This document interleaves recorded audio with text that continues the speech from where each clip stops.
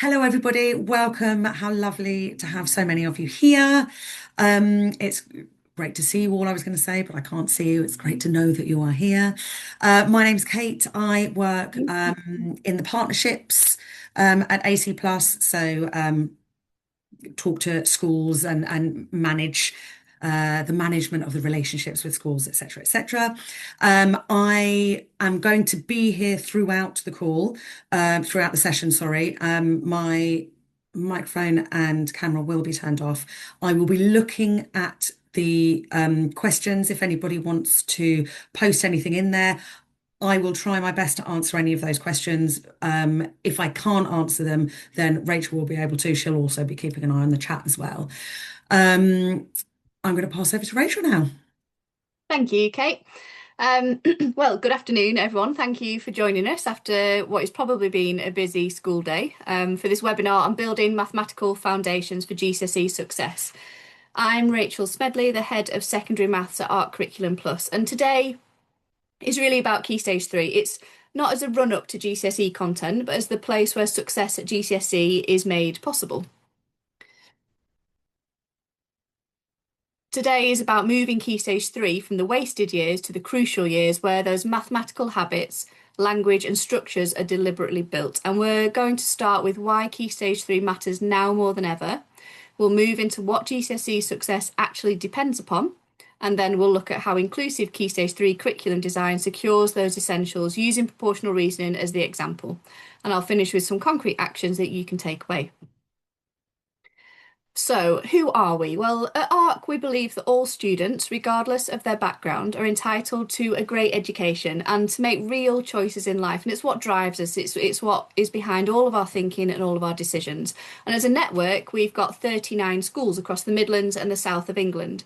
And most of our schools have significant levels of disadvantaged students, including really high levels of SEND and EAL needs. And despite these challenges, many of our schools have above average Progress 8 scores. Art Curriculum Plus is a non-profit organisation committed to raising attainment for all students with a particular focus on those who are most disadvantaged. And we exist to really empower teachers to give every young person the subject knowledge and the skills to succeed in later life. And through collaboration with art schools, we design and support high quality mastery curricula in maths, English, science and geography. And we cover over 1,000 schools and over 300,000 students using our programmes. And we regularly go into schools, we're offering support, we're offering training, so we're really up to date with the issues that matter the most to students and to teachers. The Maths Mastery programme was our first programme and it remains at the heart of what we do. So since its launch in 2012, it's been continuously refined through rigorous research and really close collaboration with thousands of teachers. Every member of the AC Plus Maths team is a former teacher with experience in leading maths and curriculum design, and they bring deep practical expertise to every aspect of the programme. Today, the Maths Mastery secondary programme supports around 100 schools and is making a real difference to how maths is taught and learned across the country. Kelly, I can just see in the chat, you should be able to see the presentation screen. So you should be able to see my slides. Fabulous. So Maths Mastery is the only full secondary maths curriculum recognised in the EEF promising programmes. And my team and I have been lucky enough to visit many of our schools this year who are using the programme, and we've got a strong sense of what's on the minds of maths teachers and leaders. Prior to this role, I was the network lead for Maths at ARC, working with our schools with high levels of student disadvantage. And I was previously a teacher and a leader in a school in a deprived area of London. I've been a teacher for well over 10 years and I've seen firsthand, time and time again, the struggle that teachers have with their Year 11 students to get them exam ready. I do apologise if you can't see me. I don't think it matters for this, but it is a shame that you can't see me. I wonder if I can.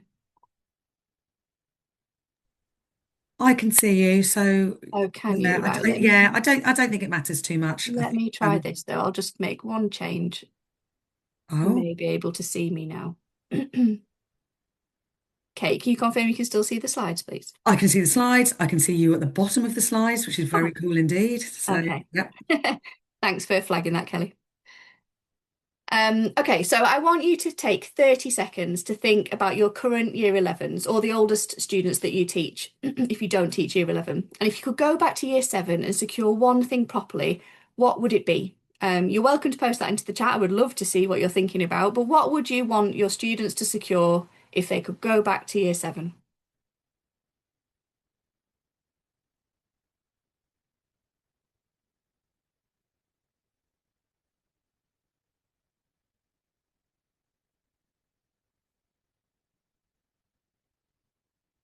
And if you're confident to share in the chat, I'd love to see it.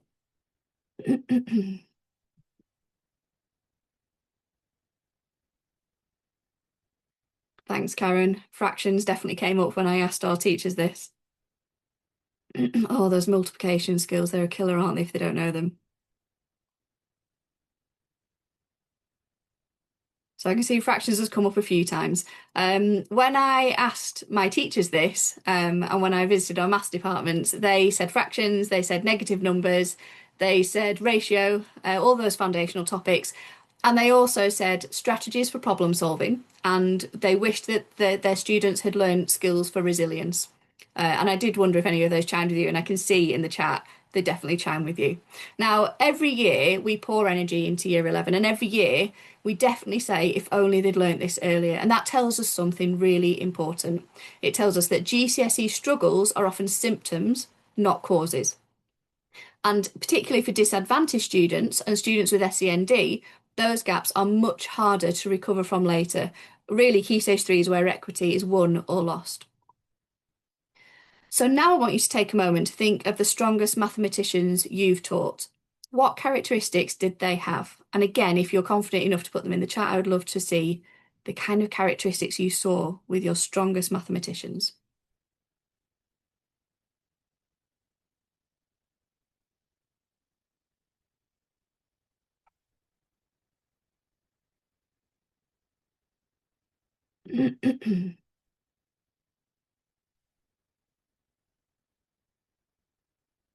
Nice, thanks, Richie. Pattern spotting, definitely. Grasping those concepts, being able to use those concepts. Hardworking linked to resilience, not stopping if they get stuck. Absolutely. These are all things that are very common for our mathematicians. Yes, thinking in logical steps, maybe being able to work systematically. Really lovely. Thank you. So these are the things that I was thinking about with my team. And when we talk about students as strong mathematicians, we're definitely not talking about grades. We're talking about what they do. So those connections of ideas, being able to explain clearly and select efficient methods and persevering with unfamiliar problems. And I think you've captured that beautifully in the chat. This matters because all students can develop these traits only if the curriculum and teaching are designed to make them visible and accessible. So imagine walking into a Key Stage 3 class where prior knowledge was genuinely secure and where students can recognise structure and not just procedures and they're connecting those ideas. And where reasoning isn't intimidating because it's just the norm and efficiency is embedded. Take a little bit of time to think, what would your Key Stage 4 lessons feel like? What would your teacher's stress levels look like if that had been embedded at Key Stage 3? Have a think to yourself.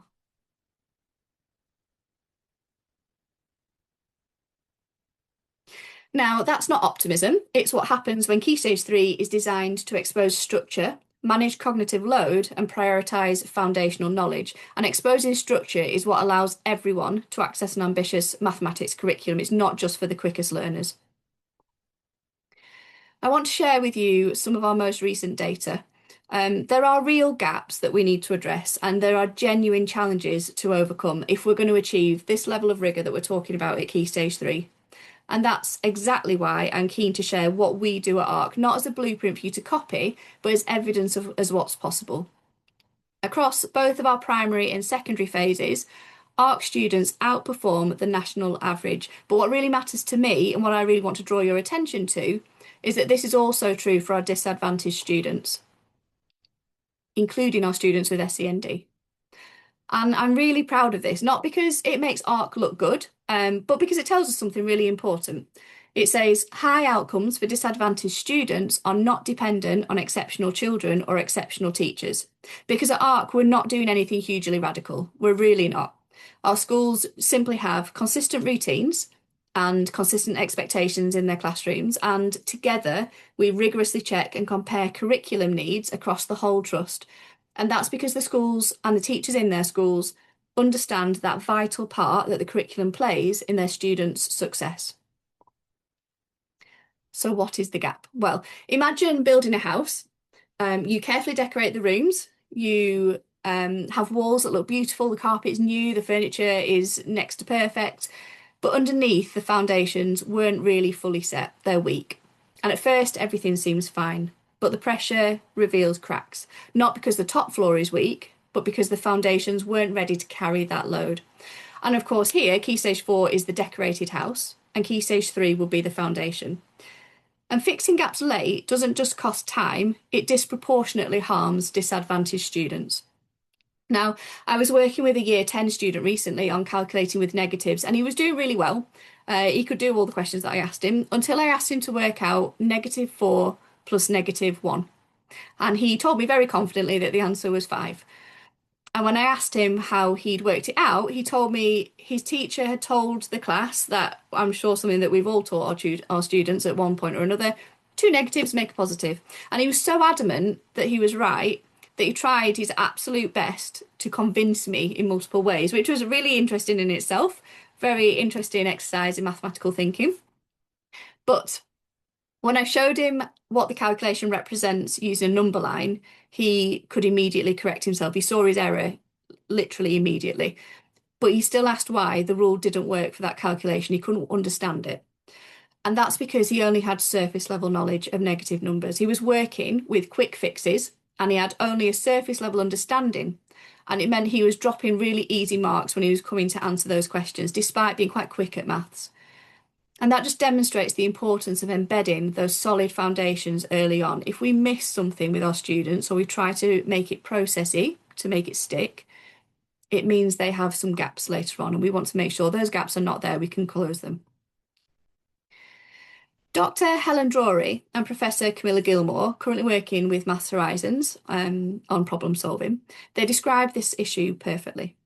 They say that pupils need secure and flexible mathematical knowledge, and that means fluency with key facts and methods. They need this. It's not a want. They need those things alongside a clear understanding of how ideas fit together, because when knowledge is insecure, pupils can't rely on it.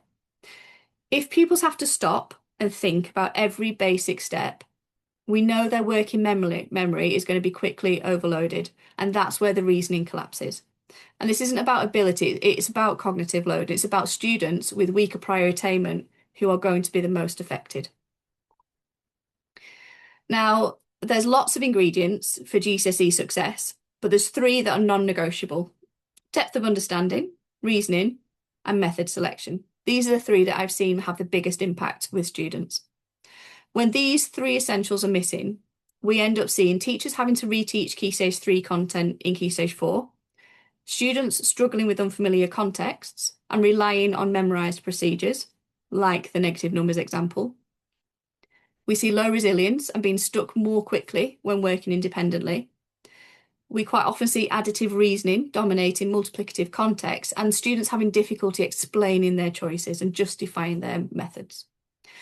As Mary Myatt says, we are a pattern-seeking species. We search for meaning and connections, and the teaching of concepts plays into these deep intellectual and psychological needs. Students need to have that depth of understanding so that they can make connections and build reasoning skills. And if one of these essentials is missing, students are going to struggle. It doesn't matter how much content they've covered, they'll find things a bit more challenging.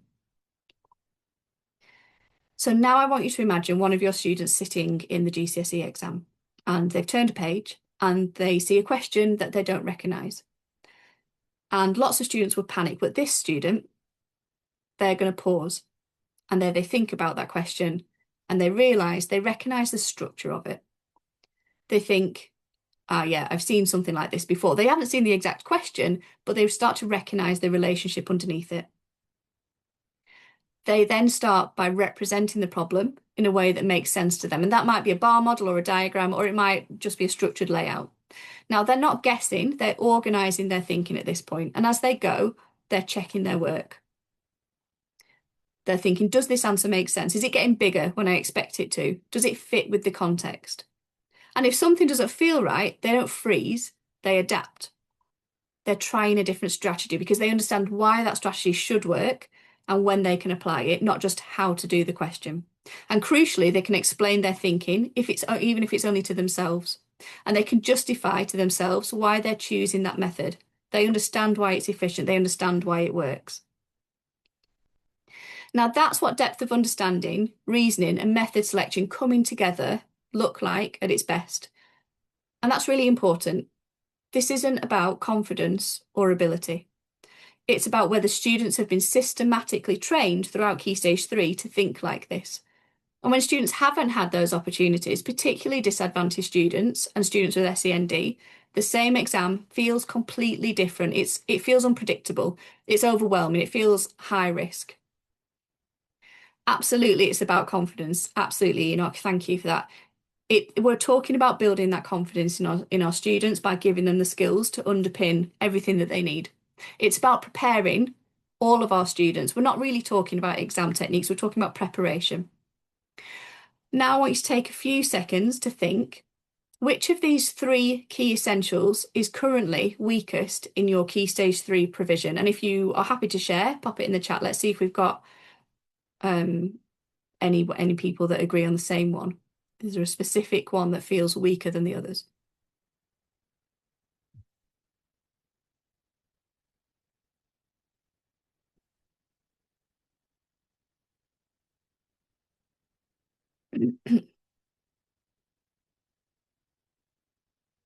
Thanks, Karen.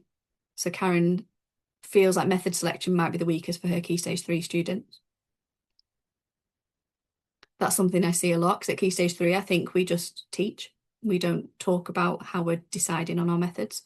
Method selection has come up again. Okay, now I want you to think, is this the same weakness at Key Stage 4 for your students? Is there a thread? Is there a weakness at Key Stage 3 and then a weakness at Key Stage 4? The same weakness. Well, if depth of understanding, reasoning skills, and method selection are what GCSE success depends on, the next question is really obvious. What are we going to actually do about this in our Key Stage 3 lessons to embed them? And it's about everyday teaching habits, really, that over time you can build those behaviours for all of your students. It starts with careful sequencing and purposeful retrieval. So teachers need to know what students must already understand for the day's lesson to land. And when sequencing is strong, teachers aren't constantly reordering content or trying to patch those gaps in the middle of a lesson. Instead, each lesson builds deliberately on solid foundations. And that matters particularly for inclusion because those are the students who need more time. Otherwise, they'll fall behind really quietly. They'll fade into the background. But we can make space in the curriculum for security for those students before we move on. And that leads to using assessment data intentionally. That's not just termly assessments, but it's assessment data within a lesson as well. Good use of data answers questions like, what misconception is emerging here? Is it a pattern in the class or a small number of students? Does it need reteaching? Does it need more practice? Or does it need a change in representational pedagogy? Another key habit is ensuring that our use of representations is consistent because how we plan matters and our expectation of our students matters. Now, when students see the same underlying structure represented in the same way over time, it builds those stable mental models and it reduces students' cognitive load. And throughout all of this, teachers can scaffold access without lowering those expectations because scaffolding isn't about giving simpler maths. It's about giving purposeful worked examples, structured prompts, and clear models that make ambitious content more accessible while keeping the mathematical thinking intact. Now, to develop reasoning skills, we do need to also be purposeful in our planning. Reasoning doesn't just appear because we ask for it, it's got to be taught. And that means planning moments where students articulate their thinking aloud. They're rehearsing explanations. They're gradually moving towards writing with confidence and precision. And for most students, especially those with language needs, that verbal explanation is the bridge to written reasoning. Now, we can be role models for our students by using think alouds when we're modelling, explicitly stating why and how we're making decisions and giving time for students to process what we've said and moving it to the general explanation instead of explaining specific questions. We can compare similar questions and we can model how we select the most efficient method for them. And finally, we need to explicitly teach problem-solving strategies and make it the norm to adapt the method based on what's in front of us. Because students need to learn that maths isn't about spotting which method to use, but it's really about analysing the structure of a problem, comparing an approach, and adapting when something doesn't work. That's what we're doing as mathematicians all the time, and that's what we need to teach our students how to do. Now, these are habits that allow students to work flexibly in much later life as well, but obviously it's going to also benefit them in their GCSE exams. So up to this point, we've talked about what GCSE success depends on, and securing that success starts with sequencing, because careful sequencing matters. Once gaps appear, we spend years trying to work around them and trying to close those gaps. And when curriculum sequencing is weak, teachers are forced to reorder content on the fly, they reteaching reactively, they might be moving on before those foundations are secure, and that's where inequity creeps in. The bigger gaps creep in. Strong sequencing allows us to always build on solid foundations rather than constantly repairing earlier learning. And I'm going to come back to Mary Meyer again, because she says we can identify the big ideas and make sure they thread through the lessons. And that's the key idea here. In proportional reasoning, that big idea is multiplicative structure and importantly, the representations that we use to expose that structure. And when students repeatedly see proportion represented in the same way, they start to recognise the structure rather than relearning the method every time. Now, to maximise the impact of using that structure, first of all, we need to identify where proportional reasoning appears across the curriculum, so that the representations then become a tool they can use within and across topics. And it's allowing them to solve new problems using familiar thinking. And that's why we need to plan opportunities for interleaving deliberately. Now, interleaving isn't about mixing content randomly, it's about giving students repeated chances to retrieve and apply prior ideas in new contexts. And that supports all students by strengthening retrieval. But, and this is really important, it's something that I think we forget as teachers, some classes or cohorts might just need more space in the curriculum before that interleaving is effective. And inclusion sometimes means slowing down so that students can keep up long term. And alongside this, we have to plan that purposeful retrieval, because retrieval isn't a starter for the sake of a starter. It's a curriculum decision. What knowledge must be fluent here for this lesson to land? And when retrieval is aligned with sequencing, it strengthens memory and it strengthens understanding rather than exposing students to content they're not ready to recall. So if I know a topic is coming up that relies on a multiplicative structure, I plan questions in the do now in the previous unit to start priming students for it. And that brings me to assessment and data. Teachers' time is incredibly precious. If we spend an hour assessing, there has to be a purpose to it. Otherwise, it's just wasted time. We have to be thinking, what exactly are we looking for? And what are we going to do differently based on what we see? Now, assessment only becomes a useful tool when it informs decisions about pacing, consolidation, or reteaching, not when it simply confirms who's fallen behind. In fact, it's so important that I'm actually going to dig into it a little bit deeper later in this session. One of our strongest art schools is also one of the most intentional about responding to assessment data. After every formal assessment point, they identify gaps for each class and then they do two things. They plan when they're going to reteach those gaps at the most pertinent point in the curriculum, not just immediately after the assessment. And that might be within the current year group's curriculum, or it might be in the curriculum for the following year. But they also make notes on the curriculum, excuse me, if they spot cohort-wide trends, so that the following year they can focus their co-planning sessions on those specific topics so they don't inadvertently embed misconceptions and errors again.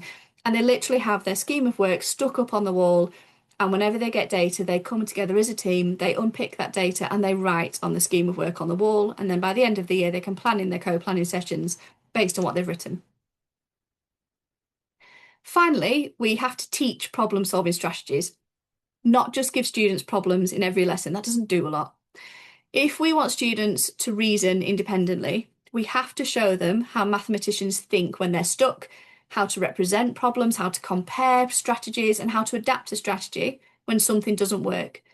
And that kind of explicit instruction is strongly supported by research into cognitive load and worked examples, and it particularly benefits students with weaker prior attainment. And when all of this is in place, that careful sequencing, the deliberate interleaving, purposeful retrieval, intelligent use of data, and explicit problem-solving instruction, we're reducing that variation between classrooms and we make success more predictable rather than accidental. The second essential is reasoning. And again, that needs to be taught explicitly and not just treated as something that students either can or can't do. Anne Watson captures that perfectly in the paper that she's written called Developing and Deepening Mathematical Knowledge in Teaching. And she reminds us that as mathematicians, we make sense of maths by working through it. We talk things through, we test examples, and we might misread diagrams, we might make assumptions, and we might jump steps that later turn out to matter. In other words, we're using struggle and error as part of the mathematical thinking. And that can feel, there could be a tension between that in classrooms, I think, for our students. But Anne also explains something that's crucial for us as teachers to remember. When prior knowledge is inadequate, students don't just sit there confused. They do one of two things. They either invent bits of reasoning to fill the gaps, or they just give up and they accept what they're told parrot fashion without understanding. And this is exactly what we see at Key Stage 4. Students who appear fluent, but whose reasoning collapses under pressure. And as teachers, our job is not to catalogue every possible error for our students. It's to help them learn how to engage critically with maths. And that's through talk, through comparison and explanation. And only then do they start to understand why errors are made and how to overcome them. And that reduces that need to reteach endlessly later. So by giving Key Stage 3 students regular opportunities to discuss maths and to reason for themselves, we are explicitly teaching them how mathematicians think, not just what mathematicians do. And to bring it back to those weaker prior attainment students, those students with language needs or with SEND, they're less likely to infer reasoning independently. So if we don't plan for it, they end up systematically excluded from that deeper understanding. But it doesn't just happen by accident, it does have to be planned for. So that means planning regular opportunities for mathematical talk so the thinking is made visible and audible, more importantly. We ensure consistency of representation so that students aren't constantly relearning how to interpret the maths. And in this example, the representation used is exactly the same as the teacher models. They need planning for both verbal and written explanations rather than assuming students can already articulate their reasoning. So here, we might give students 20 seconds to think and to write their initial response before we get them to discuss it in a pair. We also have high expectations for accurate mathematical language while modelling, and we support it really carefully. So when we're taking student responses, we're expecting them to speak in full sentences and we encourage them to use mathematical terminology. And we support them to do that as well if they don't have the language yet. And crucially, we scaffold without lowering expectations, and you'll see this come up all the way through this. We support access to the reasoning, not by removing the reasoning itself, which can feel the safe option, but we lean into it. So for this example, you might say, I want you to use the words scale factor and proportion in your explanations. And for some classes, I might even have that on the screen for them. And when these things are embedded at Key Stage 3, our students aren't just getting better at today's lesson, they're becoming more resilient, more flexible and more confident reasoners over time. And that's what sets them up for that GCSE success. Not because the exam becomes easier, but because that thinking is more flexible. The third essential is method selection, and that is really about how students come to notice what actually matters in the maths and why modelling choices are so essential. Research from Cambridge Maths on variation theory is super clear here. They suggest that planned variation is necessary for students to notice what is to be learnt. In other words, students don't automatically see the structure just because we've explained it. And the research also tells us that learners need to experience difference before sameness, because if everything looks the same too quickly, students tend to focus on the surface features and they generalize too quickly. If we carefully vary what changes and we keep what matters the same, that structure becomes really visible to them. And that's exactly what's happening in this example. On the left-hand side, we can see information about one of the parts of the ratio being given. And in the right-hand side, we're giving information about the difference between the parts. Now, these questions look the same, and students often think they're the same. They trip students up. So we plan for them intentionally in our resources. Consistency in representation choice and modelling again matters hugely. Constantly changing representations might feel flexible, but for a lot of students, it just creates unnecessary barriers. It's confusing for them. And modelling that underlying structure in the same way over time can help students to build stable mental models. And that's especially important for our most vulnerable learners, because students with weaker prior knowledge, SCND, or language needs benefit disproportionately from consistency. It reduces that cognitive load and it frees them up to think about the maths itself. Planned variation also means using comparisons deliberately when we model, just like we have here. So we're not just showing students a method, we're helping them to answer what's the same about these two problems and what's different. Why does that difference matter? And then we take responses. We need to hold our students with high expectations for accurate mathematical language from all learners. And you'll start to see a pattern of the things that I'm talking about, because I really am talking about consistency in the lesson, in all aspects of the lessons. And we're not just being pedantic about mathematical language, it's because precise language helps students to pin down the structure that they're noticing. Another essential idea here is modelling for the general, not the specific. So rather than walking students through this exact question, we're narrating how to interpret the information, how to choose a representation, and how to decide whether a strategy will work. And that's what allows students to transfer their learning to unfamiliar problems later, which is exactly what the GCSE demands. Now, this is where think alouds really matter. When teachers narrate their thinking, why they've chosen a method, why another approach won't work here, they're making that expert decision making visible, because students don't just learn a method, they need to learn how to choose a method, and a think aloud is perfect for that. And that's really essential if we want students to adapt rather than to panic when a problem looks unfamiliar. And throughout all of this, we're always thinking about scaffolding access without lowering those expectations. We're not simplifying the maths, we're simplifying the route into the maths through representations, through language, and through structured comparison. And that's what keeps ambition high while making success possible for everyone. Because when modelling is consistent and variation is planned and thinking is made explicit, that success becomes less dependent on inference for our students, and it's less dependent on background knowledge as well. And we're not talking about different work for different students. We're talking about carefully designing modelling that allows all students to see what really matters. Now, by the time students get to the independent work, a lot has already been decided for them. Whether they experience success or failure here depends far more on the curriculum design than on the last-minute scaffolds we might put in as teachers.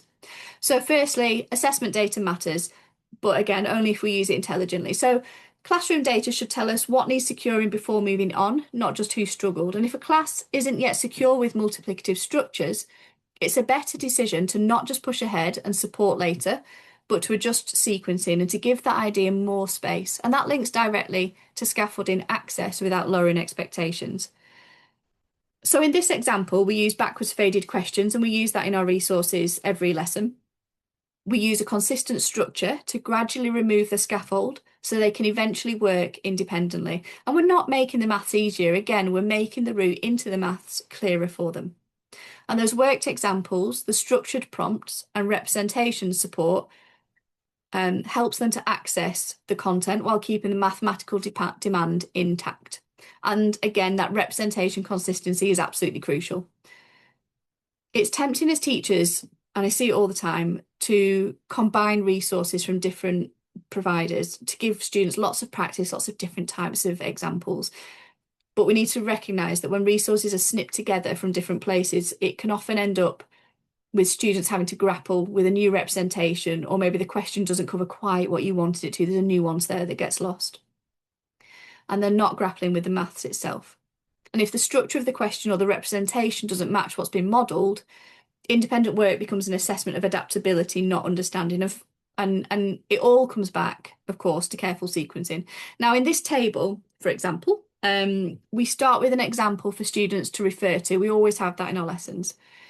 We then use the numbers 10 and 50 so that students will be familiar with working with these numbers. They're comfortable numbers for them. And we know one of the answers will still be fully integer.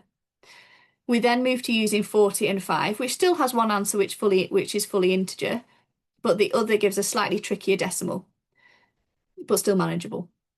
And then finally, we move to a question where both answers are going to include decimals, and we're working with a slightly trickier value of 8. Now, independent work should sit exactly where students are ready for it, building directly on what has just been secured, not exposing gaps that we already know exist. And when it's done well, independent practice becomes a confidence builder rather than an exercise in resilience. I just want to take a moment to talk about written explanations because it's really, really important. They are one of the clearest indicators of deep understanding, but they're also one of the most common barriers for students. And when I'm marking exams as an examiner, this is one of the areas that lots of students lose their marks. We have to plan explicitly for written explanations, not just for students to try on their own, but for us to model them. They need to see us thinking through our processes of how we're planning our explanations. We're not just asking students to explain. We need to be asking them what a good explanation looks like. We should be modeling that for them and breaking it into manageable components and practicing it regularly, not just teaching it once. And alongside that, we still have to hold those high expectations for accurate mathematical language. And again, it's not about formality. It's about precise language, helping students to pin down structure and communicate the relationships clearly. And that's where interleaving plays a key role. So when students repeatedly explain ideas across contexts and topics throughout the curriculum and throughout the year, they start to be able to generalise their language as well as their methods. And for many students, particularly those with SEND or those language needs, that level of clarity and consistency is what makes success possible rather than inconsistent and unstable. When we look at assessment data, it's tempting to zoom straight in on individual students, and that does have a place, but the highest impact happens when we zoom out first. For example, you might look at data and you might think, well, what tripped students up in this question? What was it, the maths? Was it the way it was represented? But then you might think, well, how consistent was our modelling across classes? Were the same gaps seen in all of our classes or just one class? Did students see the same structure explained in the same way? So which classes struggled most and why did they struggle? Was it a pacing issue? Was it a sequencing issue? Or did they just not have the prerequisite knowledge, or was there something deeper? Did the reteach strategy that we use in our revision strategies, did they actually work? And if not, what needs to change in how we model or represent that idea? And if students can't do this topic yet, we need to be thinking about what future topics it's going to affect and where we need to intervene early. And that's a curriculum question. It's not a classroom one, but it does need to be carefully planned for. When departments use data like this and they train their teachers to use this analytical lens, zooming out of it, they end up stopping firefighting, which is what we always end up doing at year 11. And they start designing stronger pathways throughout the curriculum. So we've got that freedom in year 11 to secure those last minute fixes. So I've got 3 big ideas for leadership here to support their teams. The first big idea is that it's really important to meet with maths leads regularly. And when you meet, you don't need a long checklist. There's 3 questions that will do most of the work for you. The first is, what are the big ideas in this unit, or how are they sequenced? And that keeps the focus on curriculum, not coverage. And you should be listening for information on spaced retrieval and interleaving. You should hear common methods being revisited and plans for problem-solving strategies to be taught at a strategic point in the unit. And the second question is, how are you building consistency in representations and language? Because inconsistency creates barriers for students. You want to know how students are being taught to reason and explain, and how they're building confidence in using mathematical language. And finally, you want to ask, what patterns are we seeing in the data across classes? And that shifts the conversation away from individuals and towards curriculum decisions. And it might be that the first step is to train your teachers up, and sometimes your leaders, to be really analytical with their data so that they're responding to the data in a way that's going to have long-lasting impact. The second big idea is to protect weekly team time. And actually, if you do nothing else, this is the one that I would focus on. It's one of the highest impact leadership moves that is available to you. Time needs to be protected for the whole team to be doing maths together, not taken up by admin, not information sharing. I'm not talking about a departmental meeting like that. They need time where teachers can agree consistent approaches, rehearse explanations, and anticipate and plan for where students are going to struggle. And that rehearsal is absolutely key. And when you start doing it with a team, you'll find that some teachers really hate it and it feels really awkward and it feels quite pointless. But as Paul Bambrick-Santoyo says, you wouldn't send a surgeon in to an operation without giving them practice first. And I strongly believe that our classrooms are just as important as the operating theatre because we're shaping students' lives ultimately. It's just as vital for teachers to practice as for surgeons. And the more that teachers practice, the more familiar it becomes, and it just becomes the norm. And it also reduces variation between classrooms, and that's where that equity is going to improve. And the third big idea are the regular learning walks that you're probably already doing, but it's just thinking about them maybe in a slightly different way. So learning walks should reinforce the priorities that you've already agreed. You're not looking for everything. You can't possibly look for everything, but you are looking for a few things done well.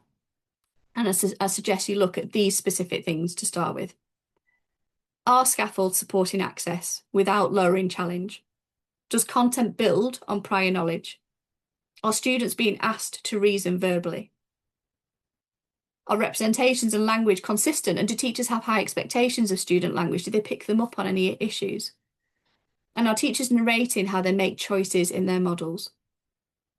When the feedback aligns with team time that they have and those leadership conversations that you're going to have, that change is going to have a huge impact, particularly if all of this comes together consistently. So I want to finish with 3 things you can do in the next week. Not next year, not after a big curriculum rewrite, which we know is coming up. These are small, high leverage actions that can build momentum. So first of all, depth of understanding. If you do nothing else, agree one shared representation and consistent language for the next unit to be taught, and as a department, commit to using these throughout the unit. You're thinking about the same representation and the same language in modelling, the same representation in independent work, and the same representation and the same expectation of students using that language when they're explaining. And that reduces that cognitive load. It makes the structure visible, and it disproportionately benefits students who struggle to make connections independently. And remember, depth comes from familiarity with structure, not variety for its own sake. So it has to be purposeful. Secondly, those reasoning skills. So I recommend that you plan one structured talk opportunity in every lesson. And that's not just talk to your partner quickly, but we're talking about purposeful talk. What's the same? What's different? Convince me. Talk is where reasoning is rehearsed before it's written. And that's especially important for students with language needs or lower confidence, but it does benefit all students. And if reasoning opportunities only appear when they come to writing written answers, we've left it too late for them. Thirdly, method selection. So challenge your teachers to try a new way of modelling, showing 2 structurally different questions and comparing them. They should be narrating their thinking, explaining why one method works here and not there. It teaches students something incredibly powerful. Methods are chosen, they're not remembered. That habit of comparing, adapting and selecting is exactly what we need for success at Key Stage 4. And none of these require a new scheme of work. They're small routines, but they do accumulate when you do them consistently. And when whole departments embed routines like these, it moves from reactive teaching to deliberate curriculum design. Now, I want to bring us back to the big idea that's run through everything today. If we want stronger mathematicians in Key Stage 4, we have to strengthen Key Stage 3.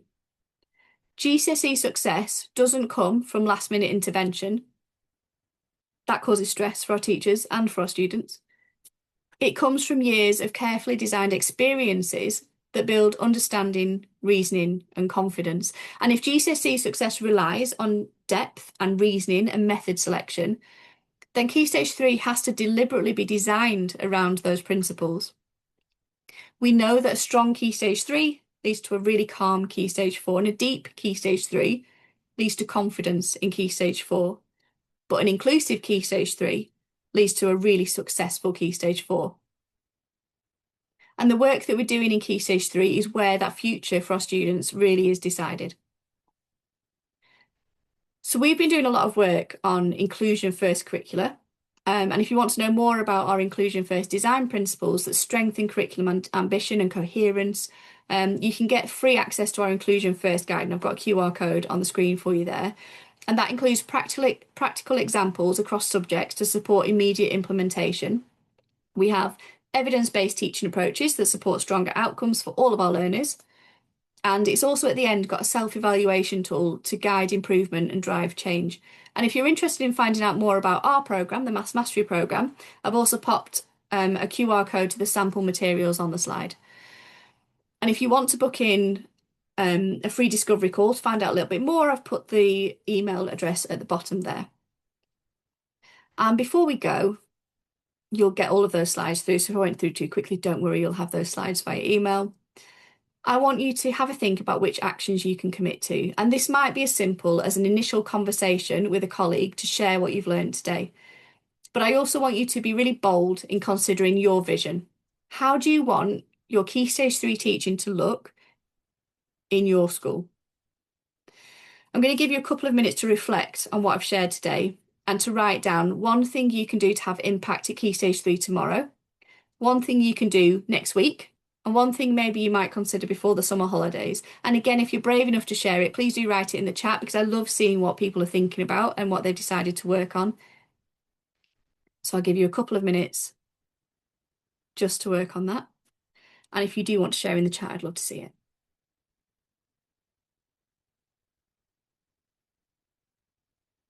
So just while you are writing your notes there, and possibly writing some things in the chat, wanted to say that I will follow up tomorrow with an email, which will also have a recording of today's webinar on it.